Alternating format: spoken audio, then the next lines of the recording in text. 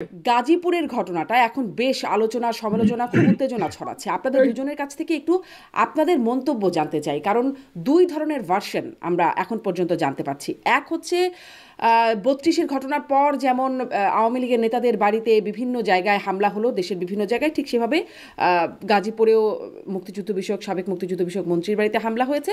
সেই হামলা প্রতিরোধে মসজিদের মাইক থেকে মাইকিং করে সেই হামলা প্রতিরোধ করা হয়েছে, সেখানে ছাত্র জনতা আহত হয়েছে। এই একটা, আর একটা হচ্ছে হামলা চলছিল, ছাত্র জনতা সেটি প্রতিরোধ করতে গিয়েছে এবং সেখানে গিয়ে তারা হামলার শিকার হয়েছে। আমি আসলে দুটো আপনাদের কাছ থেকে পুরো বিষয়টা জানতে চাই, আপনারা কিভাবে দেখছেন? জয়নাল আবদিন ফারুক, পুরো ঘটনাটা সম্পর্কে একদম শুরু থেকে শেষ পর্যন্ত আপনার মূল্যায়ন কি? হ্যাঁ, দেখুন শারমিন, আপনি অনেক দূরে আমার থেকে।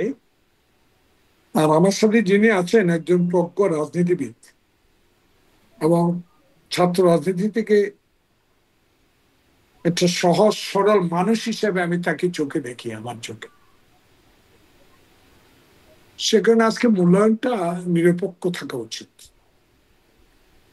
আমি রাজনৈতিক কর্মী, একটা দল, উনিও একটা দলের বড় একটি পোস্টে আছেন এবং খুবই কষ্টকর জীবন যাপন করেন। যে বিষয়টা আজকে গত 3 দিন ইন্টেরিয়াম গভর্নমেন্টের আমলে হচ্ছে, সেটা অগ্রহণযোগ্য। দেখেন, হিটলারও তো পৃথিবীর ইতিহাসে তো কলঙ্ক না, কিন্তু হিটলারের স্মৃতি বিজড়িত বাড়িটা এখনো আছে। এক্সাম্পল, মানুষের জিজ্ঞেস করলে কেন রাখলেন, যে এখানে নিপীড়ন হইতো, নিষ্পেষিত হতো, এখান থেকে স্বৈরাচার উত্থাপিত হয়েছে, ওই জন্য এই স্মৃতি। আজকে ছাত্র জনতা যে বাড়িটি ভেঙে দিল 32 নম্বরে শেখ মুজিবুর রহমানের, এটা একটা স্মৃতি বিচলিত বাড়ি ছিল।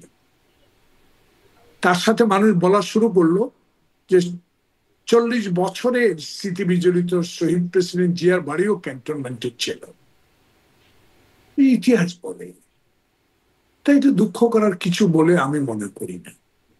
শুধু এটুকু মনে করি, স্বাধীনতা যুদ্ধের একজন যোদ্ধা হিসাবে বাংলাদেশের রাজনীতিতে একজন খুবই নগণ্য রাজনৈতিক কর্মী হিসাবে 62 শিক্ষা আন্দোলন ছোটবেলায় দেখেছি, 67 সালে 6 দফা আন্দোলন দেখার সময় পেয়েছি, 69 গণ আন্দোলন দেখার সময়, 71 যুদ্ধে সরাসরি অংশগ্রহণকে দেখেছি, 75 পট পরিবর্তন দেখেছি, এরশাদের ক্ষমতা দখল দেখেছি, তারপর স্বৈরাচার বিরোধী আন্দোলন দেখেছি, তারপর 1991 সালে আমি ক্ষমতা থাকার সৌভাগ্য হয়েছে। কিন্তু আমার একটা বিষয় শারমিন, আপনি একজন ঢাকা বিশ্ববিদ্যালয়ের খুবই নামকরা আইন বিভাগের অধ্যাপক ছিলেন, উপস্থাপিকা ছিলেন এখানে। আমি যে জিনিসটা প্রিন্স ভাইয়ের মাধ্যমে বুঝাবার চেষ্টা করছি আপনার দর্শক শ্রোতা যারা বাংলাদেশ এবং আমেরিকা বসে দেখছেন, যে 3 দিন আগে শেখ হাসিনা একটা পলাতক আসামি, তার বিচার হবে, বিলম্বিত হচ্ছে অনেকে বলে। আমি বললাম বিলম্বিত ঠিক না, আইনের আওতায় এনে তাকে বিচারের ব্যবস্থা করা হচ্ছে। সে যদি 3 দিন আগে বলে থাকে আমি অমুক তারিখে অডিও ভাষণ দিব, ভিডিও ভাষণ দেব, তার অনুগত লোক তো দেশে আছে। প্রিন্স তার পল্টন অফিস থেকে কখন কোন গাড়ি দিয়া, কোন বেবি ট্যাক্সি দিয়া, কোন মোটরসাইকেল দিয়া প্রেস ক্লাবে আসে, শেখ হাসিনার আমলে ডিজিডিএফ এনএসএ মুখাস্ত বলে দিতে পারত যে প্রিন্স আজকে জয়নুল আবদিন ফারুকের সাথে প্রেস ক্লাবে একটা সমাবেশ বা একটা আলোচনা সহ অংশগ্রহণ করবে, এই নাম্বার গাড়িতে সে প্রেস ক্লাবে যাচ্ছে। আর আমি যখন আমার নিকুঞ্জের বাসার দিকে রওনা দিতাম, তখন 2 জন এসবির লোক মোটরসাইকেলে থাকতেন। তাহলে গভর্নমেন্টের ওই লোকগুলো তো এখনো এখনো আছে 80%। তাহলে 3 দিন আগে শেখ হাসিনা যখন অডিওতে ভাষণ দেবেন, তখন ছাত্র জনতা যারা মুগ্ধ, খোকনে রক্তের প্রতি বিশ্বাসঘাতকতা করতে চায় না, সেই আন্দোলন থেকে, এই 14-এর আগ থেকে যে আন্দোলনে শত শত মানুষ গুম হয়েছে, নির্মম ভাবে অত্যাচারিত হয়েছে, হাত পা ফেলে দিয়েছে যারা স্বৈরাচার হাসিনা, সেই 3 দিন আগের বক্তব্য তো সরকার সতর্ক থাকতে পারে। তাহলে এই 3 দিনের ঘটনা আমার চোখে মূল্যায়ন হলো সরকারের ব্যর্থতা। এই ব্যর্থতার বোঝা কারা? আমরাই বহন করতে হচ্ছে, কারণ আমাদের আন্দোলনের মধ্যে দিয়ে শেখ হাসিনা কিন্তু বিতাড়িত হয়েছে। তাহলে আমাদের সরকার, আমাদের সমর্থিত সরকার, আমাদের প্রস্তাবিত সরকার, আমাদের অত্যন্ত গ্রহণযোগ্য ব্যক্তি, যিনি বিশ্বের দরবারে বাংলাদেশের একজন অহংকার, সেই ব্যক্তিটি 3 দিনে এগুলো সতর্ক ব্যবস্থামূলক ব্যবস্থা নিতে পারতেন। সেখানে আমি মনে করি ব্যর্থতা সরকারের। তাহলে আজকে বাড়ি ভেঙে, ইট ভেঙে, রড চুরি করে, রড ফেলে দিয়ে কোনো আন্দোলন সফল হয় না। আন্দোলন সফল তখনই হয়, তখনই হয়েছে ছাত্র জনতার বিপ্লবিক আন্দোলন। সে বাসার 80 বছরের বৃদ্ধাও সেদিন পানি নিয়ে রাস্তায় বেরিয়েছে ছাত্রদের জন্য। যারা নেতৃত্ব দিয়েছেন আমি কোশ্চিন কালো অস্বীকার করব না, এদেরকে আমি সারা জীবন স্মরণ করব। কিন্তু এরও আরো সচেতন হয়ে সরকারে আছে, তারা বলতে পারতো সরকারকে যে সরকার এই ঘটতে যাচ্ছে, কারণ সরকারের সচিবালয়ে আগুন হলো, কারা দিল, কি করলো, কারা এই ষড়যন্ত্র করছে। যারা হাসিনার বক্তব্য সম্প্রচার করছে, প্রিন্স ফারুকের বক্তব্য বিটিআরসি বন্ধ করে দেয়, সে বিটিআরসি শেখ হাসিনার এই অডিও কল বন্ধ করতে পারতো না? যে ছাত্রলীগ তার এই ভিডিও প্রকাশ করছে, আইডেন্টিফাই করে সেটা মুছে দিতে পারত। তাই আমি মনে করি যে এই সরকার এই ভাঙ্গা গড়ার রাজনীতিতে বিশ্বাস করে না, আমি বুঝি। কিন্তু আজকে আমার মুখপাত্র রিজভী আহমদ অত্যন্ত একটা মূল্যবান কথা বলেছে। আমরা সরকার সমালোচনা করি, কিন্তু সরকারের প্রতি সমর্থন আমাদের অব্যাহত আছে। কিন্তু এই সমর্থন অর্থ এই নয় সারা বাংলাদেশে দাও দাও করে আগুন জ্বলবে, পেঁয়াজের দাম বাড়বে, তেলের দাম বাড়বে, আমি আর প্রিন্সের কোনো ইনকাম নাই, আমার ভ্যাটের ট্যাক্স ভ্যাট দিতে হবে। কি সারা বাংলাদেশ মানুষ সেটা চায় না।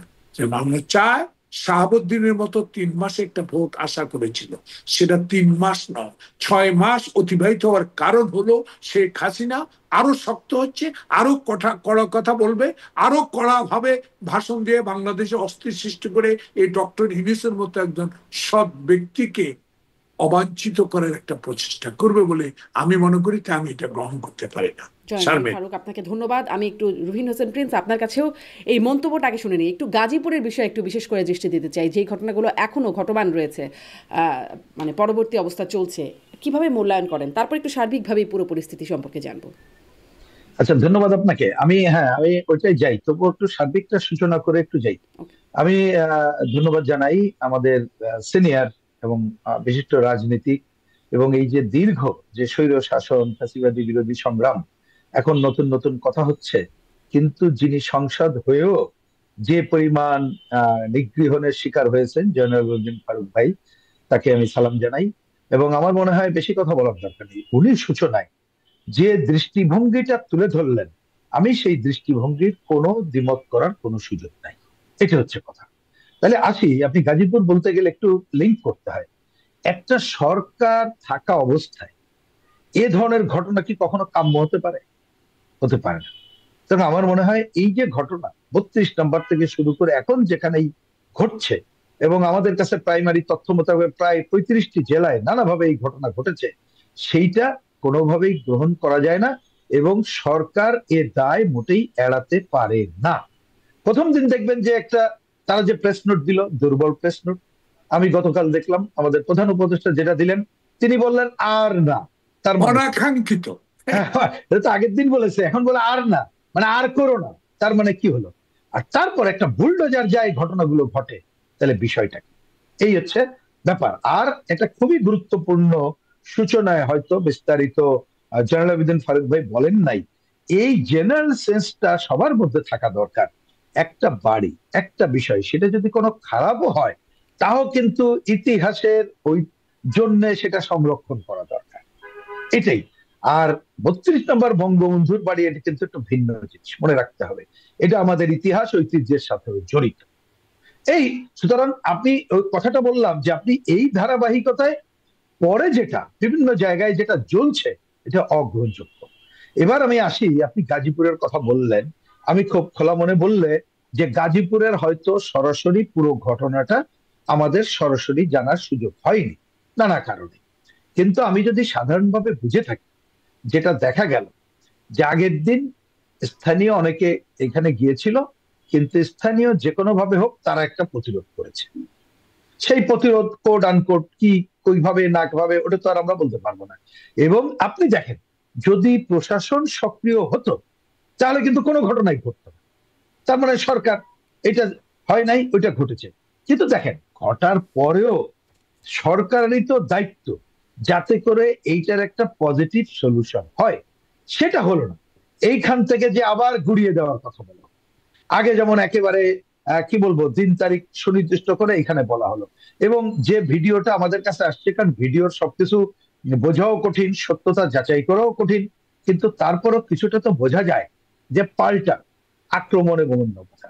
আজকেও আমি আপনার রেস্টুরেন্টে ঢোকার আগে আমি সারাদিন একটা মিটিং এ ব্যস্ত ছিলাম, যতটুকু অনলাইনে ফেসবুকে দেখার মধ্যে দেখলাম যে কেউ কেউ যে বিচারপতিদের পর্যন্ত কটাক্ষ করে কথাবার্তা বলছে, অনেক জায়গায় বলছে। আমি তার মানে কথাটা বলছি, আপনি একটা ঘটনা নিয়ে কি হয়েছে না হয়েছে মূল্যায়ন করতে আমরা পারি, দেখতে পারি, কিন্তু দেখতে হবে আমরা আসলে চাইটা কি। আমরা তো এ ধরনের সংকট আমার ধারণা কেউ চাইবে না। আমি দুর্বল হলেও দেখেন অন্তর্বর্তীকালীন সরকার তার বিবৃতির মধ্যে কিন্তু কথাটা বলেছে। আরেকটা কথা আমি না বলে পারছি না, আমি গতকাল আমি মানে কমিউনিস্ট পার্টির জেনারেল সেক্রেটারি হিসাবে, এবং আমাদের একটা জোট আছে বাম জোট, সেখানকার কথা অনুযায়ী আমরা একজন উপদেষ্টাকে ফোন করলাম। মানে ফোন করলাম এই জন্য, কারণ আমাদের কাছে একটা যখন আগুন জ্বলে ঘটনা ঘটে, কাউকে দোষারোপ করা অন্য ঘটনার থেকে প্রধান কাজ হচ্ছে একজন রাজনৈতিক কর্মী হিসাবে এটাকে থামানো। আমরা সেই পজিটিভ চিন্তা করি, যার জন্য দেখবেন জয়নাল ভাইয়ের অ্যাপ্রোচটা দেখবেন, এটা হচ্ছে পজিটিভ অ্যাপ্রোচ। এইটা যখন কথা বলে বললাম যে আমরা দ্রুত সরকারের সাথে কথা বলতে চাই, এবং এই ব্যাপারে আমরা এই ধরনের ঘটনায় কিভাবে সহায়তার হাত বাড়িয়ে দিয়ে সংকটের অবসান করতে চাই সেটা চাই। আমাকে কি বললেন, আমি কথাটা দায়িত্ব নিয়ে বলি। গতকাল আমি যখন দুপুরের দিকে কথা বললাম বাম জোটের সিদ্ধান্ত অনুযায়ী, আমাকে বললেন আচ্ছা প্রিন্স ভাই চিন্তা করেন না, আমরা চেষ্টা করছি, এটা আজকের মধ্যে দেখবেন সব ঠিক হয়ে যাবে। কি উত্তর দেবো বলেন? তার মানে ওনারা কথা শুনতে চান না, আপনি কোন বলে উপদেষ্টাকে ফোন তারপরে এমন করেছিলেন? বললেন। হ্যাঁ, একজন উপদেষ্টা, আমি নামটা নাইবা বললাম আর কি। আচ্ছা। আচ্ছা, যাই হোক, এগুলো তো আমি যখন কথা বলছি বুঝবেন দায়িত্ব নিয়েই বলছি। এবং এটাও আমি বলে দিই, আপনি যখন বললেন আমরা যখন দেখা করেছি রাজনৈতিক দলগুলোর সাথে যোগাযোগের জন্য একাধিক লোকের কথা প্রধান উপদেষ্টা বলেছিলেন, সেই বিবেচনা আমি করেছি। সুতরাং আমি কোনো অপাত্রে ঘি ঢালি নাই, এটা খালি আপনাকে আমি বললাম। হয়তো উনি ওনার সিনসিয়ার জায়গা থেকে বলতে পারে, ভাই আমরা চেষ্টা করছি, উনি পারবেন কিনা জানি না, হয়তো 15 তারিখের পরে আপনাদের সাথে সবাই মিলে বসবে, তখন খবর পাবেন। তাই আমি বললাম ভাই 15 তারিখ তো এই ইস্যু তো অন্য জায়গায় চলে যাবে। তা বলে না সংস্কার ভাই সে তো অন্য আলোচনা, এখন তো অন্য আলোচনাটা আমার কাছে মুখ্য না। আমার মুখ্য হচ্ছে এ ধরনের ঘটনা যাতে না ঘটে, সেইটার একটা অন্যতম কারণটা কি সেটাও বলি। ধরুন ধরুন না, এটা বাস্তবে যে গণ অভ্যুত্থান সংঘটিত হয়েছে, এই আমরা কোনোভাবেই এই গণ অভ্যুত্থান প্রশ্নবিদ্ধ হোক চাই না। কারণ কেউ কেউ মনে করতে পারেন 1 মাস বা 36 দিনে করলাম, কিন্তু মোটেই না। 1 যুগেরও বেশি সময় ধরে কিভাবে করতে হয়েছে ওইটা আমার দরকার নেই, জয়নাল আবেদিন ফারুকের কাছেও যাওয়ার দরকার নেই। ওনাদের দল বা আমার দলের একেবারে একটা জেলার কর্মীর কাছে গেলে ভালোভাবেই বুঝতে পারবে যে কি অবস্থা তাদের ছিল। সুতরাং এই জায়গা থেকেও যদি বলেন, দেখেন এইবারের ঘটনার পরে আমি না বলে পারছি না, যেটা ওই সরকারের সাধারণ সম্পাদক বলেছিল সরকার চলে গেলে কি কি ধরনের ঘটনা করতে পারে, কই ঘটে নাই তো। তার মানে রাজনৈতিক দলগুলো একটা সহনশীল পজিশনে ছিল, এটাকে কিন্তু স্বীকার করতে হবে আপনার। তা সুতরাং সেইটা 6 মাস পরে এ ধরনের ঘটনা কিভাবে হইতে পারে, জি, এর রাজনৈতিক পুরো দলগুলো বিষয়টা সহনশীল ছিল বা সরকারকে দায়িত্ব নিতে হবে। সহনশীল ছিল বা আছে, অসহনশীল হয়ে উঠছে কে? জয়নাল আবদিন ফারুক, আপনার কাছে আমি এই প্রশ্নটা করি। অসহনশীল হয়ে উঠছে কে? এক, এবং ছাত্র জনতার, বিক্ষুব্ধ ছাত্র জনতা তারা হামলা চালাচ্ছে 32 নাম্বার, এরপরে একে একে তোফায়েল আহমেদ, আমির হোসেন আমু, একে একে অনেকগুলো বাসায় আমরা দেখলাম আওয়ামী লীগ নেতাদের বাসায় হামলা। তখন আসলে এইরকম পরিস্থিতি আমরা দেখলাম না গাজীপুরে, যখন ছাত্রদের বা বিক্ষুব্ধ ছাত্র জনতা কোট আনকোট তাদের উপর যখন হামলা হলো, তখন পুলিশ ক্ষমা চাইলো, ওসিকে সাসপেন্ড করা হলো, স্বরাষ্ট্রমন্ত্রী বলছেন দ্রুত ব্যবস্থা নেওয়া হবে। মানে এতগুলো ঘটনা ঘটে গেল, কোথাও তো শুনি নাই সেখানে এক নারীকে গণপিটুনির, মানে 32 নাম্বারের এরকম ঘটনা তো দেখলাম, মারধরের ঘটনা ঘটেছে, এখন এত সরব মনে হচ্ছে কেন? দেখেন এই শারমিন, এটা একটা বিচ্ছিন্ন ঘটনা। প্রথমে আপনাকে মূল্যায়ন করতে হবে। আপনি একটা বাড়িকে উদাহরণ দিয়া আর গাজীপুরে মুক্তিযোদ্ধার সাবেক মন্ত্রীর বাড়ি উচ্ছেদ দেওয়া এই সরকারকে দয়া করে বিচার করবেন। রাজনৈতিক অঙ্গনে কতগুলো কথা আপনাকে মনে করিয়ে দিতে চাই। শেখ হাসিনাই এই কালচার গুলো সৃষ্টি করেছে। শেখ হাসিনাই আমাদের মিটিং এ নিজেকে দিয়ে গুলি করে বোমাবাজি করে আমাদেরকে আসামি করে জেলে রাখা হয়েছে। এসব কালচার গুলো শেখ হাসিনা পুলিশ দিয়া তার দল দিয়েই সৃষ্টি করেছে। সেখানে আমি মনে করি ডক্টর ইউনূসের সরকারকে দুর্বল হলে এবং নিয়ন্ত্রণ হারালে ডিসেম্বর অথবা সামনে জুলাই আগস্টে যে নির্বাচনের কথা আমরা বলছি বা আমরা দাবি করছি, এগুলোর মধ্যে একটা হতাশা গভর্নমেন্ট সৃষ্টি করবে। জাতীয় সংসদ নির্বাচনটাও দীর্ঘায়িত করা হবে।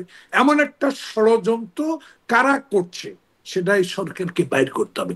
যদি সরকারের অধীনে থেকে কোনো রাজনৈতিক দল বা কিংস পার্টি তৈরি করার একটা পরিকল্পনা চলে, তাহলে সেই দেশে কিন্তু সত্যিকার মূল বিষয়টা উদ্ঘাটন করা এই সরকারের পক্ষে সম্ভব হবে না। শারমিন, আমি আগে বলেছি আপনি আইন বিভাগের প্রফেসর, শিক্ষক ছিলেন। আমিও ল পাস করেছি, প্র্যাকটিস না তবে আমি ঢাকা বিশ্ববিদ্যালয়ে অধ্যাপনা করি নাই। না, ঢাকা বিশ্ববিদ্যালয়ে আমি যেই কথাটা আপনাকে বলার চেষ্টা করছি যে বাংলাদেশে যে ধানমন্ডির 32 নম্বরে সুদা সহ দেশে 35টা 3 দিন ধরে যে কাজগুলো হচ্ছে, আমি তো বলেছি ছাত্রদের উপর আক্রমণ একটা বিচ্ছিন্ন ঘটনা। এই বিচ্ছিন্ন ঘটনার কারণ দিয়ে আপনি সরকারকে দয়া করে বিচার করবেন না। কে ক্ষমা চাইলো, তাহলে তো আমাকে মনে করে দিতে হয় অগাস্ট বিপ্লবে খোকন মুক্তের রক্তের বিনিময়, আর যে 2014 সাল থেকে আমরা এই যে আন্দোলনের সূচনা, রাজপথে বিভিন্ন বিরোধী দল দিয়ে শুরু করেছি, এই সকল কিছু মিলিয়ে তো ছাত্র জনতার বিপ্লব।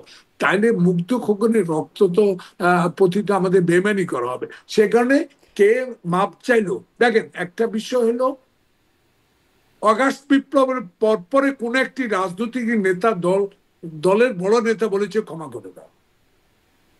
দেখেন, এই আওয়ামী লীগকে যারা বিশ্বাস করে বা আওয়ামী লীগ সাথে যারা জোট করেছে, তারা এখন আস্তে আস্তে বুঝতে পেরেছে এইটুকু যে হাসিনা এবং শেখ মুজিব এভাবে ক্ষমতা থাকার জন্য গণতন্ত্র হত্যা করেছিল, এক দলের বাকশাল কায়েম করেছিল। সেই বিষয়গুলো নজরে রেখেই শেখ হাসিনা আবার বাপকে চিরজীবনের জন্য এই দেশে জাতির পিতা বানিয়ে রাখছিল এবং তিনিও হিন্দুস্তানের সহায়তায় দেশে আবার ক্ষমতা পাকাপোক্ত করার একটা ষড়যন্ত্রে লিপ্ত ছিল। যে কারণে বাংলাদেশের 54 বছরেও শেখ হাসিনার শাসনামল সহ ন্যায্য অধিকারটা হিন্দুস্তান থেকে আমরা পাইনি। সেখানে আমি বলি যে এই সরকারকে অস্থিতিশীল করার একটা পরিকল্পনা, এই জন্য দেশে মঈন ফখরুদ্দিনরা কি করেছে তখন আমি মনে করি, আমার ছোট্ট বিশ্লেষণ দিয়ে আমি বলতে চাই, বেগম খালেদা জিয়া সুষ্ঠুভাবে ক্ষমতা হস্তান্তর করার জন্য যে ব্যবস্থাটা করেছিলেন, সেটা আমাদের ভুল ত্রুটি হয়েছে কিনা জনগণ সেটা দেখতো। সেটা গ্রহণ না করে তারা লগিপিটা দিয়ে মানুষ মেরে 111-এর মতো একটা সরকার আনার ষড়যন্ত্রে লিপ্ত ছিল। সেই কারণে এই যারা 111 সরকার এনেছে তারাই কিন্তু ফলপ্রসূ হয়েছে। এই কারণে এই 111-এর সরকার, মঈন ফখরুদ্দিন সরকার শেখ হাসিনাকে সেই ক্ষমতা আনার একটা ব্যবস্থা করে দিয়েছে। আমার এখন ভয় হচ্ছে যে ছাত্র জনতার যে ডাকে 80 বছরের বৃদ্ধ রাস্তায় নেমেছে, সেই জনতা নেতৃত্ব দিছে, সেই নেতারা এখন কিন্তু সরকারের 2 জন আছেন।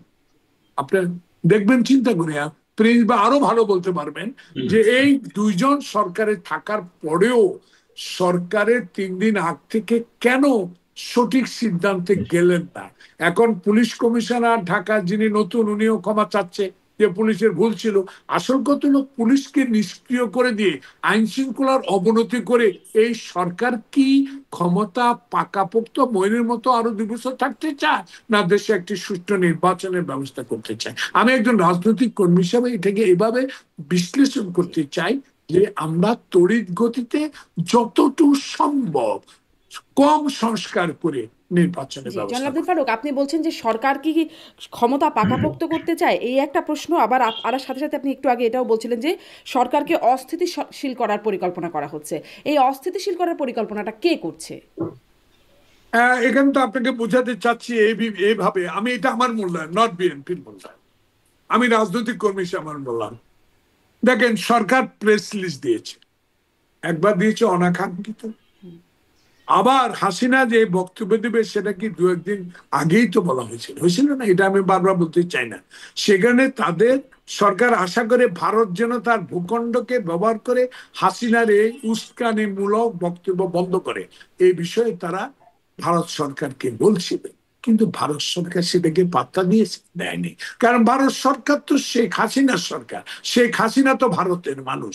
আমি মনে করি সে কারণে তো বাংলাদেশে এই যে 14 সাল থেকে অনৈতিকভাবে ক্ষমতায় ছিল এরশাদের দল, জাতীয় পার্টিকে ব্যবহার করে, বাংলাদেশের পুলিশকে ব্যবহার করে যেভাবে ক্ষমতায় থাকার চেষ্টা করছিল, সেখানে আমি মনে করি আপনি যে কথাটা বলেছেন কারা করছে, আমার দৃষ্টিতে মনে হচ্ছে, দেখুন আমাদের এক নেতা বিএনপির বলেছিলেন যদি সরকারের ডিজিডিএফ এর মধ্যে থেকে একটা দল করার ষড়যন্ত্রের গন্ধ পাওয়া যাচ্ছে, আমরা বলছি না, এটা জনগণ বলার একটা গন্ধ পাওয়া যাচ্ছে। দেখুন তারা নাগরিক ঐক্য এবং তারা ছাত্র বৈষম্যর একটা দল করবে 15 তারিখ থেকে, তাহলে দল করে তারা নিশ্চয় সরকারে থাকতে পারবে না, তারা তো ইন্টারিম গভর্নমেন্টে থাকতে পারবে না।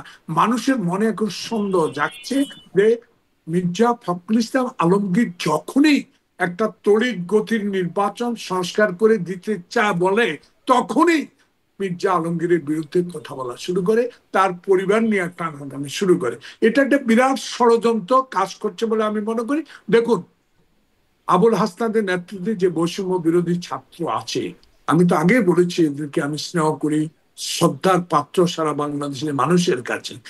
তখন ডাক দিয়েছে ক্লাস 6 যে কথা বলতে পারতো, স্লোগান ধরতে পারতো, শেখ হাসিনার পতন হোক, তারও রাস্তায় বেরিয়ে আসে। একটা জিনিস এখন এই বৈষম্য ছাত্র প্রতিনিধিরা বোঝা উচিত যে এখন তো ইন্টেরিয়াম গভর্নমেন্ট, এখন তো তারা ডাক দিলে সবাই ঘর থেকে বেরিয়ে আসবে না, কারণ তারা সরকার পতন করে যার যার কাজে চলে গেছে, স্কুলে চলে গেছে, লেখাপড়ায় চলে গেছে। এখন তো তারা একটা দল করবে, সেই দলের ডাকে কতজন আসে তাই তড়ি ঘড়ি করে একটা দল তারা করে ফেলুক। তা আমি মনে করি না, এটা জনগণ এখন মনে করছে একটা ষড়যন্ত্রের গন্ধ আভাস জনগণ বুঝতে পেরেছে। এই নির্বাচন প্রলম্বিত করা এবং এই ইন্টেরিয়াম গভর্নমেন্টের নিরপেক্ষতাকে তাহলে অস্থিতিশীল কি এই করে। ষড়যন্ত্রটা বৈষম্য বিরোধী ছাত্র আন্দোলনের যে নেতৃত্বের কথা বলছেন তারা করছে, গোয়েন্দা না সংস্থা আমি তো করছে? সেটা বলবো না, আমি বলবো আওয়ামী লীগের যে বৈষম্য বিরোধী ছাত্ররা বারবার একই কথা বলছে, সরকারের মধ্যে এখনো 70% সচিবালয়ে বসে আছে। অ্যাডভাইজারদের অনেক পিএস, আমি হলফ দিয়ে বলতে পারবো প্রিন্স ভাই, তারা অ্যাডভাইজারদের পিএস, যারা ওই আওয়ামী লীগের মন্ত্রী পিএস ছিল। তো তারা তো অস্তিত্ব ভালো কাজ করতে দিবে না। তো আমার মনে হয় সরকার এটা বোঝা উচিত যে সরকারে বুঝে নেক, আমি কেন বলবো, সরকারে বুঝে নেক, আমাদের বলার সময় আসছে। আমাদের নেতারা বলেছে 10 তারিখে আমরা দেখা করবে, মানে আমাদের নেতারা, তারপরে আমাদের কর্মসূচি আসবে, আমরা দেশে মানুষের গণতন্ত্র, দেশে জনলাভ দেশে ফারুক, মানুষের ভোটার দিবে। জি নিশ্চয়ই আপনাদের কর্মসূচি কি হবে সেটার বিষয়ে আমরা নিশ্চয়ই দেখবো এবং সামনে সেটা নিয়েও কথা বলবো। কিন্তু তাহলে এই দায়, ষড়যন্ত্র বা অস্থিতিশীল করবার দায় সরকারের ব্যর্থতার পেছনে সচিবদের পিএস বা প্রশাসনের, কারণ প্রশাসনের আওয়ামী মধ্যে লীগের প্রেতাত্মা যারা এখনো প্রত্যেকটা মন্ত্রী সচিবালয় আছে, তারাই এইসব করছে। এবং বাংলাদেশে প্রত্যেকটা উপজেলায় আপনি এসি ল্যান্ড থেকে আরম্ভ করে ইউএনও থেকে আরম্ভ করে এই যে সংস্কার বলেন যাই বলেন, সবাই চাকরি তো আপনি খেতে পারবেন না। জি, কিন্তু কিন্তু এরা যদি জনাব আবদিন ফারুক, একটা প্রশ্ন, সেটা কি যে কদিন আগে যখন মির্জা ফখরুল ইসলাম আলমগীর নিরপেক্ষ সরকারের কথা বলছিলেন নির্বাচনের সময়, তারপর পরে আমরা দেখেছি উপদেষ্টা আসিফ মাহমুদ, উপদেষ্টা নাহিদ ইসলাম, তারা বলছেন যে প্রশাসনের উঁচু থেকে নিচু পর্যন্ত, পুলিশ প্রধান, নির্বাচন কমিশন, সবখানে বিএনপি চাপ দিয়ে তদবির করে লোক ঢুকিয়েছে। অতএব দেখেন এই কথাগুলো রাজনৈতিক বক্তব্য বলে আমি মনে করব না। যদি আমি জানি না আসিফ নজরুল এই কথা বলেছে আসিফ কিনা, আপনার নজরুল না, কাছে আসিফ তো মাহমুদ, আসিফ মাহমুদ আসিফ সজীব ভুইয়া। মাহমুদ এই কথা বলেছে কিনা, আপনার কাছে ডকুমেন্ট আছে কিনা আমি জানি না। তবে যদি সত্যিকার রাজনৈতিক নেতা হয়ে তাকে বিএনপির মতো এত বড় একটা রাজনৈতিক দলকে নিয়ে এইভাবে কথা বলাটা কতটুকু ঠিক, সেটা তারাই বিবেচনা করে, জনগণের বিবেচনা করবেন। তাহলে দল করেন, আসেন, ভোট দিয়ে দেন, মৃত ব্যক্তির ভোট যাতে না হয়। আমার ভোট আমি দেবো, যেটা তারেক প্রমাণ। দেখেন 5, 6, 7, 8 সরকার ছিল না, সবচেয়ে নিপীড়িত কে? বিএনপি। খুন কারা হয়েছে? বিএনপি। আনাগরে অত্যাচারিত হয়েছে কে? বিএনপি। কারাগারে কে ছিল? বিএনপি। তাহলে গুম হয়েছে ইলিয়াস আলী। তাহলে সবচেয়ে নির্যাতিত দল হয়ে আমরা তো সরকারকে সমর্থন করে গেছি। আমার নেতা তারেক রহমান বলে দিয়েছে, পাহারা দাও, একটা আওয়ামী লীগের গায়ে হাত উঠানো যাবে না। তাহলে এটার বিনিময়ে কি আজকে এই কথাগুলো আমরা প্রাপ্য? আমার মনে হয় না। তাই আমি মনে করি তড়িৎ গতিতে যারা দল করতে চান দল করেন, জনগণের কাছে যান। যদি আপনার জনগণ ভোট দিয়ে ক্ষমতায় যান, তবে ভোটটা হইতে হবে শাহাবুদ্দিনের মতো 1991 সালের ভোট। জি, অনেক ধন্যবাদ জয়নুল আবদিন ফারুক। জনাব রুহিন হোসেন প্রিন্স, এই অস্থিরতা সৃষ্টির দায় যেটি আমি জয়নুল আবদিন ফারুককেও জিজ্ঞাসা করছিলাম, আপনার কাছেও জিজ্ঞাসা করি, আপনি এই অস্থিরতা সৃষ্টির দায় কাকে দেবেন? বলা হচ্ছে দোষ শেখ হাসিনা, তিনি ভারতে বসে বক্তব্য রাখছেন, না চাওয়া সত্ত্বেও অনাকাঙ্ক্ষিতভাবে বক্তব্য রাখছেন। কিন্তু ঘটনা তো ঘটছে আমাদের দেশে, ঘটনাটা ঘটানো হচ্ছে বিক্ষুব্ধ ছাত্র জনতার নামে। এই পরিস্থিতি সৃষ্টির দায়, ব্যর্থতার কথা বলছেন সরকারের, দায় কার? না, আমার মনে হয় জিনিসটাকে খুব আমরা জটিল না করে খুব আমি সহজভাবে যদি দেখি, বিশেষ করে এইবারের যে ঘটনাটা, এটা তো সবাই জানে যে আমাদের এই ছাত্র বৈষম্য বিরোধী ছাত্র মানে ফারুক ভাই ঠিকই বলেছেন, এক সময় তো এই ছাত্রদের সাথে বিভিন্ন ছাত্র সংগঠনের নেতা ছিল, আমাদের সব ছাত্র সংগঠনের রাজনৈতিক দলগুলো সহযোগী ছিলাম আমরা, এমনকি সাধারণ ছাত্রছাত্রীরা ছিল। এখন তো যার যার কাজে ফিরে গেছে। সুতরাং বৈষম্য বিরোধী আন্দোলনের এক অংশ যারা আছে, সুতরাং তাদের কারা কারা তো ওপেন ঘোষণা দিয়েই তারা করছে। সুতরাং কার্যক্রম যেটা করছে তারা তো ঘোষণা দিয়ে করছে, সুতরাং এখানে তো নতুন করে খোঁজার দরকার নেই। এটা গেল। এবার আসি 2 নম্বর, আমরা আলোচনা করছি এই দায়িত্ব যদি সরকার থাকা অবস্থায়, সরকারের যে দায়িত্ব সে যদি এটা পালন না করে, তাহলে এসব ঘটনা নতুন সংকট তৈরি করতে পারে। আমি যদি বুঝে থাকি এই হচ্ছে মূল বক্তব্যটা। এবার আসি এই যে সংকট বাইরে কারা কারা, এটা আমি এখানের জন্য না, আমরা প্রথম দিন থেকে বলে আসছি। আপনি অন্তত পক্ষে 3টা দিকে দৃষ্টিভঙ্গি নেন, 3টা বা 4টা। একটা হচ্ছে যারা এটা পতিত হয়েছে তারা ভালো থাকতে দেবে এটা ভাবার তো কোনো কারণ নাই, ব্যাখ্যার দরকার নেই। দ্বিতীয়ত, এটা পরিষ্কার করে আমি প্রথম দিন থেকে বলে আসছি, দীর্ঘ অগণতান্ত্রিক শাসন ব্যবস্থার সুযোগে বাংলাদেশের মধ্যে অগণতান্ত্রিক অনেক শক্তি তারা কিন্তু ফেলে পড়ে উঠেছে। সেটা আপনি 71-এর ঘাতচক্র বলেন, নানা গ্রুপ বলেন, সেটাও আছে। সুতরাং তারা তো নানাভাবে তাদের কাজটা কে বলবো যে হাসিল করতে চাইবে। 3 নম্বর মনে রাখতে হবে, আমাদের পার্শ্ববর্তী দেশ আধিপত্যবাদী শক্তি যারা আমাদের রাজনীতিতে অন্যান্য জায়গাতে হস্তক্ষেপ আগে থেকেই ছিল, তাদের সাথে নানা ধরনের সংকট, তার মধ্যে রাজনীতিতে তাদের হস্তক্ষেপ ছিল। এর বাইরে ভূ রাজনৈতিক কারণে এখন সাম্রাজ্যবাদী এবং অন্য শক্তি, তারাও দেশকে অস্থিতিশীল করতে চাইবে এবং চাইবে একটা দুর্বল সরকার থাকুক।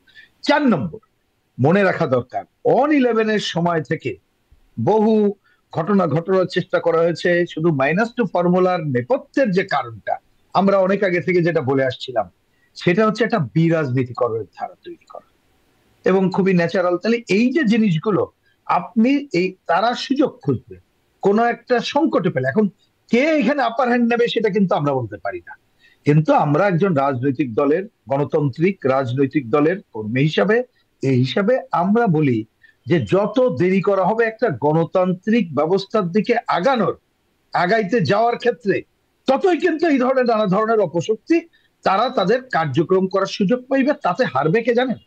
বোঝার জন্য বলি, এইবার জিতলো কারা? আমরা প্রথম দিন এই অন্তর্বর্তীকালীন সরকারকে বলেছিলাম, আমরা যেদিন গেলাম সম্ভবত 8 তারিখে ওনার শপথ নিলেন, 12 তারিখে আমরা বললাম এটা মনে রাখবেন, এইবারে কিন্তু দল বা গোষ্ঠী বিজয়ী হয়েছে সাধারণ মানুষ।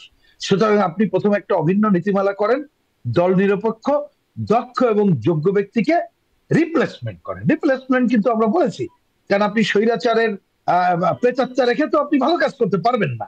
কিন্তু উনি এটা না শুনে, বা কতটুক শুনেছেন কাগজে কলমে দেখেন, আমরা বলছি ওই কাজ ওইখানে পুরোটা পারলো না। আমি না পারলো অনেক সময় দোষারোপ করি না, কেন জানেন?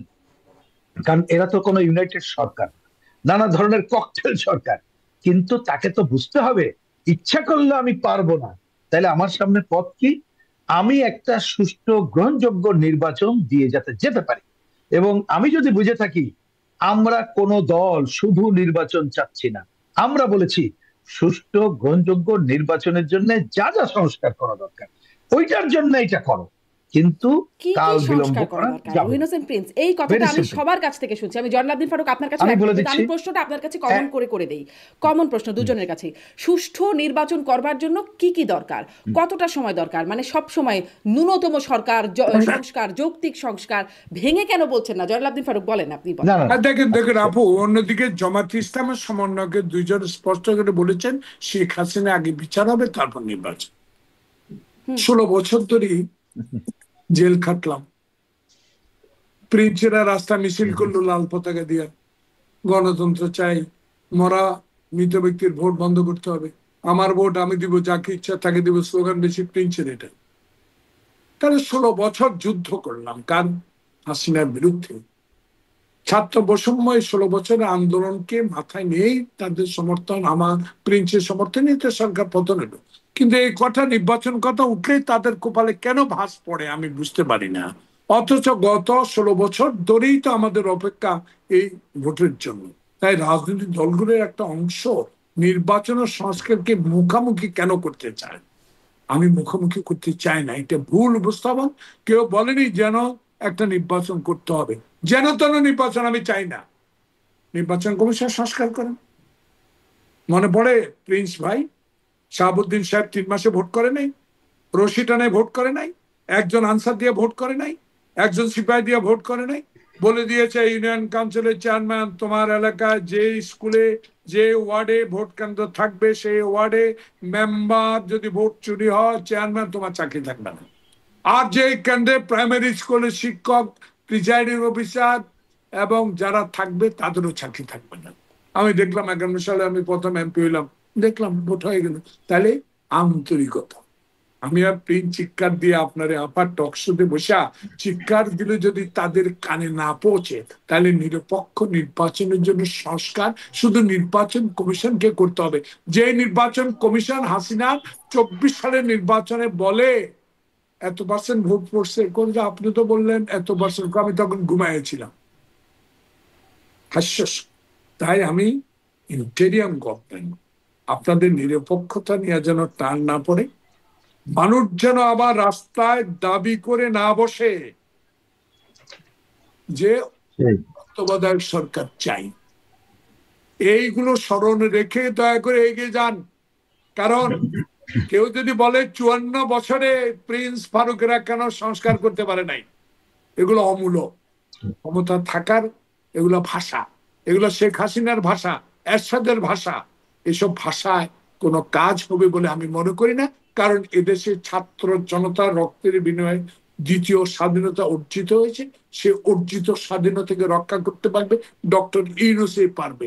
নির্বাচন আমরা দাবি করেছি জুলাই আগস্ট, উনি বলেছে এই বছরের শেষ, কেউ কেউ বলেছে আবার 2026-এর অগাস্ট। এইসব কথা না বলে সংস্কার জমা দিয়েছে। প্রিন্সেরা দল করে, বিএনপি দল আছে, বিভিন্ন রাজনৈতিক দল আছে, তাদের ডেকে বলেন একটা রোড ম্যাপ দিচ্ছেন, টাইমটা দিয়ে দেন। ম্যাপ যখন দিচ্ছেন রোড আপনাকে দিতেই হবে, সেই রোডটা দিয়ে দিলে তো আমরা বুঝতে পারবো, আমরা রাস্তা নেমে যাব। তখন ঢাকা শহরে এত দাবি নিয়ে মানুষ আর আসবে না। কারণ এই দাবি নিয়ে এসে রাস্তা বন্ধ করে দেয়, পুলিশ অসহায় দাঁড়া থাকে। কি করবে, কি করবে বলেন? তিতুমির কলেজে ছাত্ররা তাদের বিশ্ববিদ্যালয়ের দাবিতে সেই রাস্তা বন্ধ করে, হাইরে কষ্ট মানুষের। সব দাবি যখন এখন ঢাকা শহরে ডক্টর ইউনূসের কাছে, তাহলে 2014 থেকে 2024-এর 4 অক্টোবর পর্যন্ত শেখ হাসিনার কাছে এত দাবিগুলো কেন নেওয়া যায় নাই? এই জন্য যায় নাই, সে স্বৈরাচার। এখন আসে ডক্টর ইউনূস স্বৈরাচার না, ডক্টর ইউনূস গণতন্ত্র এবং বাংলাদেশের মানুষকে এবং বিশ্বাস করে। এই কারণে একদম পরীক্ষা দিব না থেকে দাবি থেকে শুরু করে তিতুমিরকে বিশ্ববিদ্যালয় বানিয়ে দেওয়া হোক, এরকম দাবিও, মানে যার যা খুশি দাবি জানিয়ে ফেলা যায়, রাস্তা আটকে ফেলা যায়, এরকমই কি একটা পরিস্থিতি? যাই হোক, আমি ওই জায়গাটায় একটু রহিন হোসেন প্রিন্স, যেটি মানে অস্থিরতা তৈরির চেষ্টা, সেই জায়গাটা বা দায়ের জায়গাটায় যে কথা বলছিলাম, আপনি বলছিলেন দেখা তো যাচ্ছে, এটা নিয়ে আর বিশেষ করে বলার কিছু নেই, কিন্তু আমি একটু সময়টা নিয়েও কথা বলতে চাই। যে এই সময়ে কেন 32 নম্বর থেকে শুরু হয়ে বঙ্গবন্ধু স্মৃতি জাদুঘর থেকে শুরু করে এরকম একে একে আওয়ামী লীগ নেতাদের বাড়িঘর ভাঙচুর করা হলো? শেখ হাসিনার ঘোষণাকে ভাষণকে কেন্দ্র করে, তো বক্তব্যকে কেন্দ্র করে। এরকম বক্তব্য তো তিনি 5ই আগস্টের পর কখনো ফাঁস হওয়া, কখনো বা নেতাকর্মীদের সাথে তার বক্তব্য তো আসছে। এখন এমন প্রতিক্রিয়া কেন করে উঠলো বৈষম্য বিরোধী ছাত্রদের পক্ষ থেকে, বা প্রবাসী অনলাইন অ্যাক্টিভিস্টরা যারা আসলে এই নির্দেশনা, সিদ্ধান্ত বা আহ্বান জানাচ্ছেন, এখন কেন? আমি এটা প্রিন্স বলুন, তারপর আমি বলবো। আচ্ছা আমি বলি, আমি ছোট করে বলি। আমি ওইটা বলার সাথে আপনি প্রথমে যে আলোচনা করেছেন ওই ব্যাপারে আমি ফয়সালাটা পরিষ্কার করে দিতে চাই। নির্বাচনের ব্যাপারে সময় এবং সংস্কারের নামে কি কি চাই, আমি এই জন্য ছোট ছোট করেই আমি দুইটা কথা বলি। প্রথম কথা হচ্ছে, দেখেন আমি কিন্তু জিনিসটাকে একটু খুব সহজ সরল ভাবে বোঝার চেষ্টা করতে চাই। প্রথম কথা, কমিউনিস্ট পার্টির একটা দাবি, বিএনপির দাবি, অন্য দলের দাবিগুলো আপনারা দেখছেন। আবার আমাদের ছাত্র ভাইয়েরা, হ্যাঁ, তারা নিঃসন্দেহে আমাদের স্নেহের, তারা যে অপূর্ব ভূমিকা রেখেছে এটা নিয়ে তো বলার কোনো অপেক্ষা রাখে না। তাদের অনেকের আইডিয়াটা আছে যে যে কোনো ভাবে হোক আমরা একটা ভালো দল, মানে তাদের ভাষায় কোড আনকোড একটা দল করি, ভালো দল করি, পারলে আমরা কেন ক্ষমতা মূল জায়গায় যাব না। সুতরাং তারা তো তাদের বিবেচনা করে দেরি করতে চাইবে, আমি যদি পজিটিভ ভাবেও দেখতে চাই কথাটা। তারপরে তাদের একটা পলিটিক্যাল ন্যারেটিভ আছে, যে ন্যারেটিভে দেখবেন এই যে ফেসবুকে দেওয়া বিভিন্ন জায়গায় ওই যে হামলা থেকে শুরু করে নানা, যেটা তাদের পলিটিক্যাল ন্যারেটিভ। সুতরাং তারা তো এই জায়গাটা চাইবে। আমি তাদের চাওয়াটাকে দেখে আশ্চর্য হওয়ার কিছু নাই। বরঞ্চ যে অন্তর্বর্তী সরকার আছে সে যদি যথাসময়ে তার দায়িত্বশীল আচরণ না করতে পারে, তখন এই ধরনের নানা সংকট কিন্তু, মানে সংকটের আগে বলি, নানা ধরনের ঘটনা ঘটবে, যেটা এই ঘটনাগুলো নানা ধরনের সংকট তৈরি করবে। আপনি জিনিসটা এইভাবে বুঝলে হয়ে যাবে। কারণ আমি এটাকে নতুন কিছু দেখতে চাই না। ধরুন আপনি এটা করবেন, যেমন ধরুন ওই সময় করে নাই, আমাকে যদি অন্যভাবে বলেন যে তাদের যে ইউনিটির ধারাটা একটু তো ডিস্টোর হয়ে গেছিল, তা ঠিক আছে, এবার যখন শেখ হাসিনা একেবারে হইচই করে একটা ভাষণ দেবে, ফারুক ভাই যথার্থই বলেছেন যে সরকার কি ভূমিকা নিতে পারতো, আমাদের এটা আর আমি রিপিট করছি না। কিন্তু এইটাকে ধরে তারা তো তাদের একটা ইউনিটির পজিশন দিয়ে নিল, যার যার জায়গায় সে করলো। ভালো কি মন্দ, ন্যায় অন্যায় সে আলোচনা আমি গেলাম না, কারণ আমি আগেই তার উত্তরগুলো দিয়েছি, গ্রহণযোগ্য গ্রহণযোগ্য না। সুতরাং আপনার যদি এখন পর্যন্ত সরকার কতগুলো দায়িত্বশীল আচরণ না করে, তাহলে এ ধরনের ঘটনা এবং যদি নির্লিপ্ত থাকে, বিশেষ করে আপনি যে গাজীপুরের পুলিশের ভূমিকা পরে আমরা যেটা দেখলাম, এই ধরনের ঘটনা যদি ঘটে, আগে কোনো ভূমিকা নেই, পরের ভূমিকা নিয়ে ব্যস্ত হয়ে পড়লো, তাহলে আপনি আরো ঘটনা ঘটাতে পারে। এই কথাটা কেন বলছি ওইটা বলি, আমি এই যে নির্বাচন সংস্কার নিয়ে বলি। আমার মনে হয় এই পয়েন্টটা আমার দুইজনেরই কথা, দৃষ্টিভঙ্গি, মানে দৃষ্টিভঙ্গি বলতে আমি বুঝটা যেটা বলছি, আমি অভিন্নতা দেখছি না। এই ধরনের ঘটনাটা আমাদের নানা ধরনের সংকট তৈরি করতে পারে এই যে নির্বাচনী গণতন্ত্রের পথে যাওয়ার জন্য। এই কারণে আমরা কথাটা বলছি।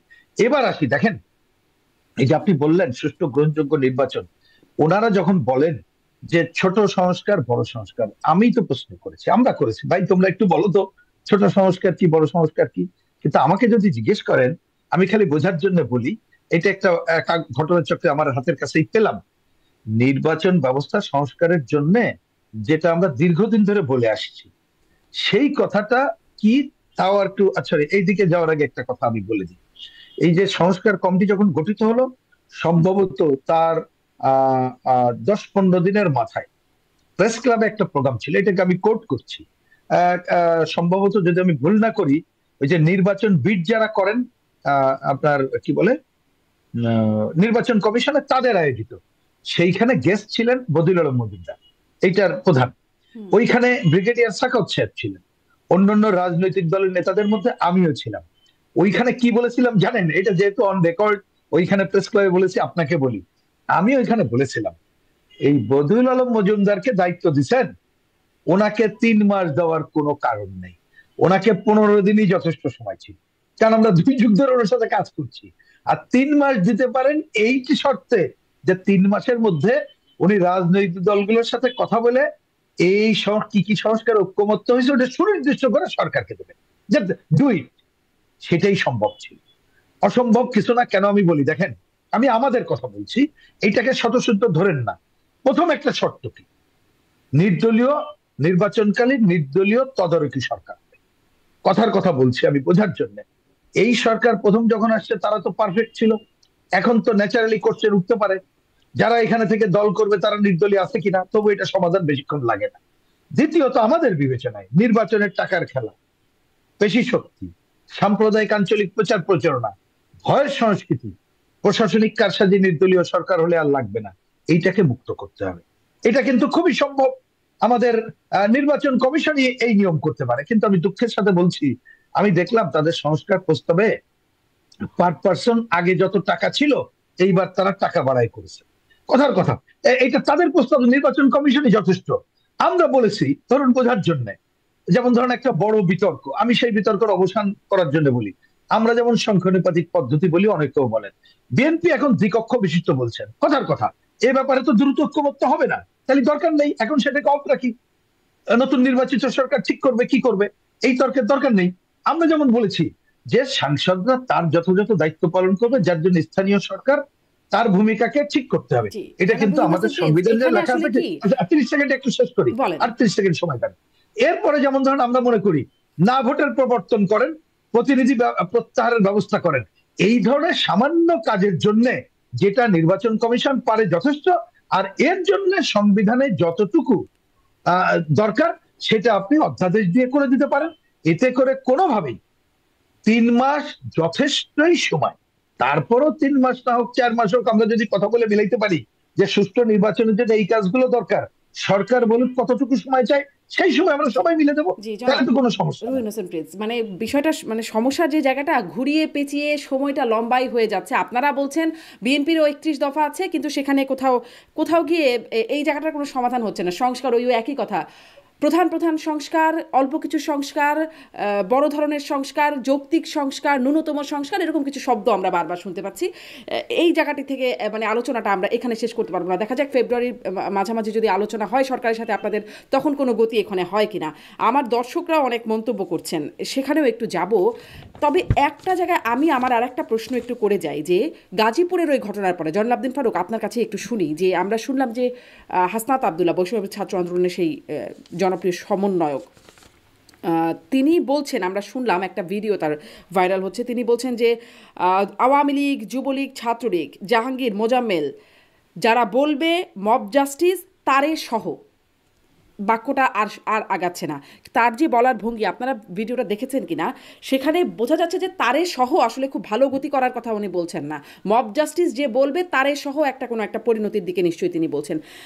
এরকম আমরা আসলে এগুলোকে কি বলবো? এগুলোকে কি মব জাস্টিস বলবো, নাকি আসলে কোনো রকম ভয় পেয়ে এগুলোকে মব জাস্টিস বলবো না, নাকি এগুলো আসলে মব জাস্টিসই না? আপনি কি বলবেন এগুলোকে যা ঘটছে? দেখুন, আমি আমি বারবার বুঝছি না আপনি কেন একই প্রশ্ন, যে আপনি দীর্ঘদিন বাংলাদেশে নাই, আপনার মুখে আমি একই জিনিস বারবার শুনতে পাচ্ছি যে গাজীপুরের ঘটনা, আবুল হাসনাত কি বলছেন। একটা বিষয় আপনি স্পষ্ট করতে হবে যে প্রিন্স ভাই একটা কথা উত্থাপন করেছি, কে কোন দাবি পেশ করেছি, সরকারের সাথে কি নিয়ে আলোচনা করেছি, এটা দলের হাই কমান্ড উইল ডিসাইড। একটা জিনিস আপনাকে মনে রাখতে হবে, যেহেতু প্রিন্স দলের হাইকমান্ডের একজন, কিন্তু আমার দলেরও হাইকমান্ড আছে, স্থায়ী কমিটি, তারা বলেছে যে 5 তারিখ থেকে যেসব কাজগুলো বুলডেজারের রাজনীতি বাংলাদেশে হচ্ছে সেটা আমরা মেনে নিতে পারি না। কিন্তু একটা বিষয় আছে, এই যে আবুল হাসনাতের যে বক্তব্যটা আপনি স্পষ্ট করে বলেছেন, আমি এটা এখনো দেখি নাই, কিন্তু আমার একটা রাজনৈতিক ধারণা যে বৈষম্য বিরোধী রাজনৈতিক নেতারা এই কয়েক মাসে বা এই কয়েকদিনে যেসব কথাগুলা বলছেন, যে তাদের ভাষা, তাদের প্রয়োগ, এতে আমার মনে হয় ওনারা যে ছাত্র তরুণরা বৃহত্তর সমাজ থেকে কিছুটা বিচ্ছিন্ন পড়বেন কিনা, এই জিনিসটা আমার মনে হয় চিন্তা করা উচিত ওনাদেরকে। যে এমন কথা বলার দরকার, যেহেতু তারা ডিক্লেয়ার করেছে তারা রাজনৈতিক দল করবে, তো আমার বিশ্বাস যে তারা যেহেতু আন্দোলনের নেতৃত্ব দিয়ে দেশে শেখ হাসিনা, কিন্তু আমি তাদেরকে একটা বিষয় সমর্থন করি, যে শেখ হাসিনা আমাকে কথা বলতে দেয়নি, যে শেখ হাসিনা সংসদের দালালে বসে যেতে পারতো, যে শেখ হাসিনা তার বৈষম্য বিরোধী ছাত্র আন্দোলনের দাবিকে নস্যাৎ করার জন্য পুলিশকে নির্দেশ দিয়া গুলি করতে পারে, তাদের স্থাপনা, যে মোজাম্মেল মুখকে ভেটকে ভেটকে যেসব কথাগুলো বলতো, সেই কথাগুলা মনে আঘাত আসে বিদায় আজকে আবুল হাসনাতের মতো একজন সরল ছাত্র নেতা এইসব কথাগুলা বলতে পারে। কিন্তু বলার অর্থ এই নয় যে তাদের মধ্যে দেশপ্রেম নাই, তাদের মধ্যে দেশপ্রেম আছে। তবে শেখ হাসিনার দেশপ্রেম আবার এদেশে ফেরত আসুক, আবার আয়নাঘর হোক, আবার নির্যাতন হোক, আবার অত্যাচার হোক, আবার পুলিশকে দলীয়করণ করা হোক, আবার বিভিন্ন কারণে পররাষ্ট্রনীতিতে ভারত ভারতের কাছে আত্মসমর্পণ করুক, এটা কিন্তু পশ্চিম বিরোধী ছাত্র নেতারা চায় না। বিদায় একদমই। এইসব স্থাপনাগুলো আজকে তাদের এই কোনো চিহ্ন তারা রাখতে চায় না বলে আমার ধারণা। জি, কিন্তু এই যে চিহ্ন তারা রাখতে চায় না, এটাকে কি আপনি এই মানে এইটাকে কি মব জাস্টিস বলা যাবে? যেভাবে ভাঙচুর হচ্ছে এটাকে কি কেন মব কেন জাস্টিস? বলবো? এটা মব, এটা ছাত্র জনগণের সবাই। ছাত্রকে একা করছে? ছাত্ররা ডাক দিচ্ছে, হাজার হাজার মানুষ চলে যাচ্ছে, এই চিহ্ন রাখবে না। এই কারণে মোজাম্মেল গাজীপুরে যে টর্চার সেল বানিয়েছে, যেভাবে সে অত্যাচার গাজীপুর বাসীকে করেছে, এই জাহাঙ্গীর মেয়র যে অত্যাচার করেছে, তাদের স্থাপনা গুলা ইট বালু না ভাঙছে, তাদের তো জীবন মারে নাই, তাদেরকে তাই না হত্যা করে না। কিন্তু শেখ হাসিনা, জাহাঙ্গীর, এই মোজাম্মেলেরা বাংলাদেশে বহু তরুণ সমাজের হাত কেটে দিয়েছে, তাদের গলা কেটে হত্যা করেছে, তাদেরকে নির্মমভাবে প্রহার করে পঙ্গু করে দিয়েছে। এই স্মৃতিগুলো মনে পড়লে তাদের এই ইটের দেওয়ালের মানে সিমেন্টের বাড়ির প্রতি আক্রোশ তো থাকবেই আমার ধারণা। জি, রুহিন হোসেন প্রিন্স, আপনি কি কিছু বলবেন এই প্রসঙ্গে? না, এই ব্যাপারে আপনি যে বারবার মানে মব জাস্টিসের কথা বলছেন, এটা তো জাস্টিস না। সুতরাং আমি মনে করি জাস্টিস শব্দটা বাদ দেওয়া দরকার, এটাই। এবং মব অনেক সময়, মব বলতে আমি যদি বুঝি যে কোনো একটা স্বতঃস্ফূর্ত ভাবে অনেক কিছু ভালোও করতে পারে, খারাপও করতে পারে। এখন যে কাজগুলো হচ্ছে এটা মোটেই গ্রহণযোগ্য না। অবশ্যই এটাকে মব না বলার কোনো কারণ নেই এইটা। কিন্তু এই কথাটা আমরা আবার মানে অন্ততপক্ষে আমাদের দিক থেকে রিপিট করতে চাই, আমরা একটা ফ্যাসিবাদকে মোকাবেলা করব রাজনৈতিকভাবে, পাল্টা কোনো ফ্যাসিবাদী আক্রমণ দিয়ে না।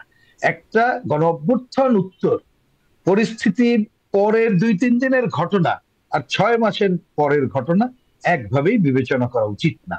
এইটা যদি আমরা এই কাজগুলো করলে, আমাদের এই আলোচনার মধ্যেও কিন্তু আমরা বললাম, তাহলে আমাদের যে লক্ষ্য উদ্দেশ্য সেইটা যে কোনো কারণে ব্যাহত হওয়ার কোনো অপসুযোগ, আমি সুযোগও বলতে চাই না, তৈরি হতে পারে, যা আমাদের কিন্তু মোটেই কাঙ্ক্ষিত না।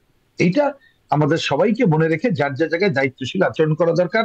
আর একটা আমি জয়নাল আবেদিন ফারুক ভাইয়ের একটা পজিটিভ কথা, বিশেষ করে ছাত্রদেরকে নিয়ে উনি একটা পজিটিভ কথা অনেকগুলোই তো বলেছেন, তার মধ্যে এইটা আমি বলবো, যদি আমাদের কথা তারা কেউ শোনে, ওনার এই শব্দটা একটু খেয়াল করা দরকার।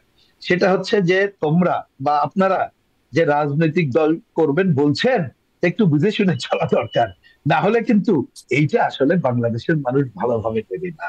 Yes. এটা মনে রাখা দরকার। এটা হচ্ছে বাস্তব কথা।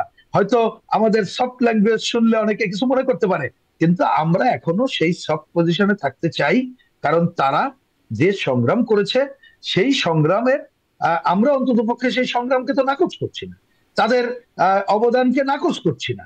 সুতরাং তারা সেই পজিটিভ জায়গায় থাকুক। নিশ্চয়ই রাজনৈতিক দল করলে তখন তার আমরা ঘোষণাপত্র, গঠনতন্ত্র দেখব, দেখে যদি দেখি তাদের গণতান্ত্রিক আচরণ আছে তখন একরকম হবে, অগণতান্ত্রিক আচরণ থাকলে আর এক রকম হবে, তখন তাদের রাজনীতির সাথে আমরা রাজনৈতিক ভাবে জিনিসটাকে মোকাবেলা করব। সেটাই হচ্ছে গণতন্ত্রের বিউটি, এবং সেই ধারায় আমাদের অগ্রসর হওয়া দরকার বলে আমি মনে করি। জি, আমি একটু আমার দর্শকদের কিছু মন্তব্য শোনাই। আবুল আজাদ তিনি লিখছেন, ফারুক সাহেব ক্ষমতায় আসার চিন্তা ভুলে যান, ক্ষমতা কাদের হাতে যাবে তা বুঝতে দার্শনিক হওয়ার দরকার নাই। মোহাম্মদ নাসিম, 32 নম্বর বাড়ি ভাঙচুর করার আপনাদেরও জামায়াতের দায় নিতে হবে। আচ্ছা, 32 নম্বর বাড়ি ভাঙচুরের দায় আপনাদেরও জামায়াতের নিতে হবে, তাই বলছেন।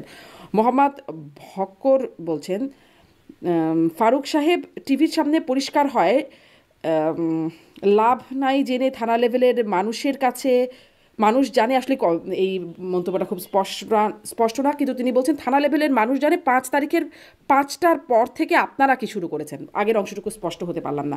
আতিক দাস বলছে, ভাই এখন কি চলতেছে আর এখন রাজনীতিবিদরা এর কারণ কি মিথ্যা কথা বলে, বেশি মিথ্যা কথা বলে রাজনীতি থেকে বেরিয়ে এসে সত্য কথা বলার আহ্বান করি। মাহমুদা আক্তার বলছেন, ফারুক সাহেবের কথা শুনে মনে হচ্ছে সন্দেহ আপনাদের, যতটা বোঝেন লাভ কি হবে, আগে বিচার ও সংস্কার তারপর নির্বাচন। আর বড় কথা, আমরা আশা করি বিএনপি থেকে কথা বলতে সিদ্ধান্ত নেওয়া উচিত একজন এক কথা। আর একজন লিখছেন, প্লিজ ভাই, স্বৈরাচার অর্থ কি, প্লেসেস অর্থ কি আমরা এখন বুঝতে পারতেছি, যদিও আগে বুঝি নাই, এখন বুঝতেছি। মাহমুদ আক্তার লিখছেন, ভারত আমাদের প্রতিবেশী, নিশ্চয়ই প্রতিবেশী। আচ্ছা, আপনার এগুলো আমরা শুনতে রাজি না, এগুলো ফেক আইডি থেকে সব লাগা হচ্ছে। শারমিন, আপনি একটা আমেরিকা থেকে বলছেন, আপনি পুরো পক্ষ নিচ্ছেন এদিকে, এসব কথা এখানে আলোচনা করার কোনো আচ্ছা ঠিক প্রয়োজন আছে, নাই। আপনি না শুনতে সরি চাইলে আমি সরি জানি না সরি আইডিগুলো সরি, ফেক কিনা। এগুলো সব ফেক আইডি, আপনি পড়াই উচিত হয়নি।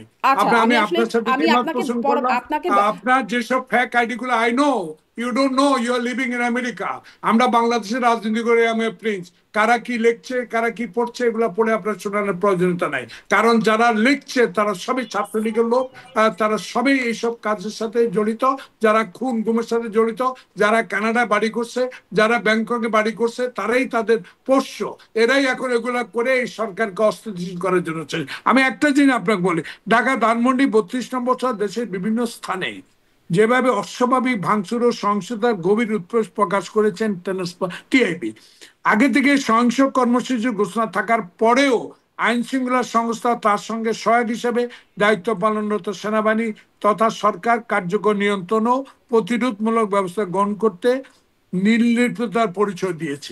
এই জিনিসটা কিন্তু বিএনপি টিআইবির সাথে একমত প্রকাশ করে বলেছে। কিন্তু এই নয় যে আমরা এই সরকারের উপর আমাদের সমর্থন নিয়ে গেছি। এখানে দেখেন বিটিআরসি মূল প্রিন্স ভাই শেখ হাসিনার বক্তব্য বন্ধ করে দেন। ফ্যাক আইডি কার কার আছে আপনি বাইর করেন, এখন দেন, আমাকে দায়িত্ব দেন, আমি বাইর করে দিই। আমি একজন রাজনৈতিক কর্মী, একজন মুক্তিযোদ্ধা, আমার বিরুদ্ধে কথা বলতেই পারেন। আমি যেহেতু আওয়ামী লীগের বিরুদ্ধে কথা বলবো, প্রিন্স ভাই আওয়ামী লীগের বিরুদ্ধে কথা আমরা কখন বলি? যখন দেখি আমার গণতন্ত্র নাই, আমার ভোটাধিকার নাই। এই জন্যই তো ক্ষমতা যাওয়ার জন্য না, ক্ষমতা বিএনপি বহুত আগে 2বার ক্ষমতায় ছিল। দেখুন তারেক রহমান সাহেবের 5 অগাস্টের পর বক্তব্যটুকু দেখেন কতটুকু গ্রহণযোগ্য। শেখ হাসিনা বলছে না, খবরদার সাবধানে থাকো, ক্ষমতায় যদি বিএনপি জমাত আসে একটা লোকও বাঁচবা না। বুকে হাত দিয়ে বলেন প্লিজ, 2-1টা বিচ্ছিন্ন ঘটনা ছাড়া তারেক রহমানের নির্দেশ আমরা বাড়িঘর পাহারা দিয়েছি সারা বাংলাদেশ। আর এখনো যদি আমাদেরকে ফ্যাক আইডি দিয়ে এসব কথা বলা হয়, আজকে মির্জা আলমগীরের মতো প্রিন্স আপনি ভালো করে জানেন সে কি রাজনীতিতে আসছে, আর তার সম্বন্ধে কি কথাগুলো বলে, তার বাবার সম্বন্ধে কি তত সামনে না মাইন্ড করেন না। আপনি যে ফ্যাক আইডি গুলো পড়ছেন এগুলো অরিজিনাল একটা আইডিও না, এগুলা বিটিআরসি বন্ধ করা উচিত। Thank you. জি, মানে এই আইডি গুলো ফেক আইডির কথা বলছেন, কিন্তু এভাবে করে কি বক্তব্য প্রচার আসলে আপনি বলছিলেন যে আপনাকে দিলে আপনি বন্ধ করে দেবেন, ফেসবুক ইউটিউব এখন এত ধরনের সোশ্যাল মিডিয়া, এগুলো কি আসলে বন্ধ করে দেয়া যাবে? এত শুনেন, এত স্বাধীনতা, আপনি তো উপস্থাপিকা ছিলেন, বাংলাদেশে এত স্বাধীনতা পেয়েছে আমি অস্বীকার করি না, কিন্তু স্বাধীনতা রক্ষা করতে হলে সব ইউটিউব আমি বন্ধ করতে বলছি না, সব ফ্যাক আইডি আমি বন্ধ করতে বলছি না। যদি জাতীয়তাবোধ থাকে, বাংলাদেশে ভোটাধিকারের প্রতি ভোট দিতে পারবো আস্থা থাকে, ডক্টর ইউনূসের প্রতি যারা আস্থা হারাবে, তাহলে বাংলাদেশে আর কোশ্চিন কালো ডক্টর ইউনূস দ্বিতীয় জন্ম হবে না। তাই তার উপর আস্থা রেখে 2-1টা ভুল ত্রুটি তাদের হচ্ছে, সেই কারণে একে অস্থিতিশীল করে নির্বাচন বিলম্বিত করবে, এটা আমি বিশ্বাস করি না। আমি এটা বিশ্বাস করি। আপনি বলছেন যে বিবৃতি প্রচার মানে সেখানে একটা বিধিনিষেধ বা সেটা আটকানোর একটা জায়গা থাকতে পারে, বন্ধ করার একটা জায়গা থাকতে পারে, বিটিআরসির কথা বলছেন, কিন্তু বিবৃতিটা শোনা হচ্ছে কেন? মানে বিবৃতিটা না শুনলেও কি চলে না? সরকার যেমন যখন বিবৃতি দিচ্ছে, সরকার মানে হামলার ঘটনার পরের বিবৃতিতে শেখ হাসিনার বক্তব্যকে 2 ভাগে ভাগ করে বলছেন যে ছাত্র জনতার অভ্যুত্থানকে অবজ্ঞা করা হয়েছে এবং এখনো নানান রকম মানে হুমকি দিচ্ছেন গণ অভ্যুত্থানের পক্ষের শক্তিকে। তার বক্তব্যটাকে না শুনলে কি হয়? মানে তার বক্তব্য কেন না আপনি প্রচার করবেন কেন? যে দোষী ব্যক্তি 100টা মামলার আসামি, যে ভারতে যে আশ্রয় নিয়েছে, সে অন্যায়ভাবে একটা দেশে, তারা তাদেরকে গণতান্ত্রিক দেশ বলে, কিন্তু গণতান্ত্রিক দেশে একটা স্বৈরাচারিণীকে আশ্রয় দেওয়ার পর সেখান থেকে কি করে হাউ এটা প্রচার অডিও করে বাইর করা হয় এবং এদেশে প্রচার হয়, সেটা গভর্নমেন্ট দেখা উচিত। দেখেন মেইনস্ট্রিম মিডিয়াতে তো প্রচার হচ্ছে না। শুনেন আপা, আমি একটা কথা বলি আপনাকে, যে ছাত্র জনতাকে অবজ্ঞা করে শেখ হাসিনা কথাগুলো বলে, কত অত্যাচার এদের উপর হয়েছে। শেখ হাসিনা নিজে গুলি করতে অর্ডার দিয়েছে, তাহলে এদের দুঃখ থাকবে।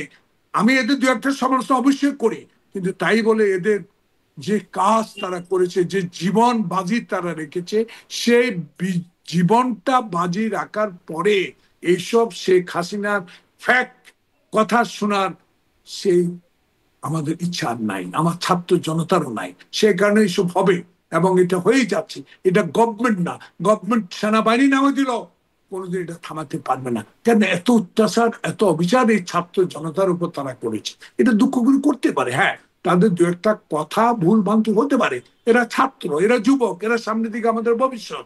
সেখানে আমি মনে করি এই সামান্য দোষকে দোষ মনে করে জাতি আসল উদ্দেশ্য যাতে নষ্ট না হয় সেদিকে আমাদের সবাইকে, আপনাদেরকে যারা উপস্থাপিকা, যারা বিভিন্ন ইউটিউবে আমাদেরকে নিয়ে আসে কথা শোনান, আমাদের সবার কাছে একটা অনুরোধ থাকবে, আসুন 54 বছরের আগের স্বাধীনতাকে আবার নতুন করে বাংলাদেশে গণতন্ত্র ফিরিয়ে আনি, তরুণ সমাজকে আমরা আরো এগিয়ে দিই, আমরা যেন বাংলাদেশকে ভালোবাসি। জি, কিন্তু এই বিষয়গুলোকে আপনি সামান্য দোষ বলছেন, মানে এই যে হামলা টামলার ঘটনাগুলো ঘটছে 100% এটা সামান্য না, একবারে সামান্য, এটা কিছুই না। এটা তো একটা বিপ্লবের পরে যে অত্যাচার অবিচারের পরে 6 মাস সহ্যের পরে আবারও উস্কানিমূলক বক্তব্য দেওয়ার কারণে হচ্ছে, সামান্য না কি?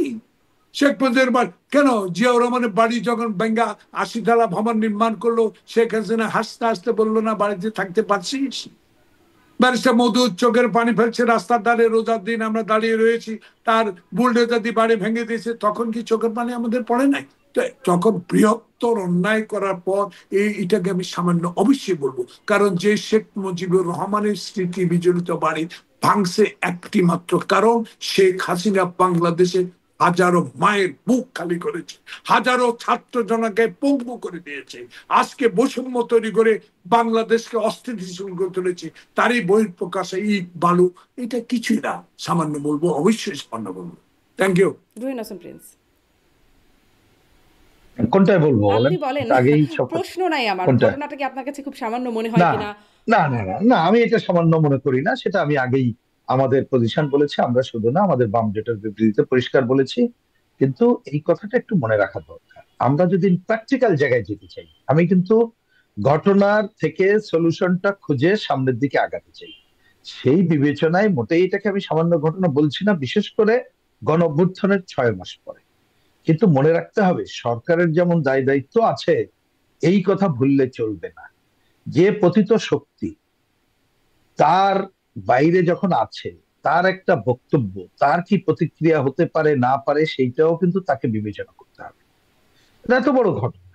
হ্যাঁ, আপনার গণতান্ত্রিক অধিকার নিশ্চিত করার পক্ষে, যেমন আমরা তো মনে করি যে গণতান্ত্রিক অধিকার মানে ধরেন আপনার সাথে আমার ফুললি দ্বিমত আছে, আমরা মোটেই আপনার সাথে একমত না, কিন্তু আমরা চাইবো আপনার কথা বলার অধিকার নিশ্চিত করতে। এটাই তো গণতন্ত্রের বিউটি। কিন্তু মনে রাখতে হবে, এইটা তাত্ত্বিকভাবে আমি বলতে পারি, কিন্তু একটা ঘটনার কতগুলো সময় একটা ফ্যাক্টর, সেই সময় কতগুলো প্রতিক্রিয়া আছে, সেই প্রতিক্রিয়া বিবেচনা করে যদি কেউ কথা না বলি আমরা, তার তো একটা প্রতিক্রিয়া হইতে পারে। এত বড় একটা ঘটনা, আপনার মিনিমাম যদি আপনি অনুতপ্ত না হন, আপনি যদি নিজের হত্যাযজ্ঞ এবং অন্যকে জায়েজ করার চেষ্টা করেন, তাহলে মনে রাখতে হবে অনেক সময় যে গণতন্ত্রের কথা বলছি, সেই গণতন্ত্র কিন্তু ভিন্ন রূপে আসতে পারে।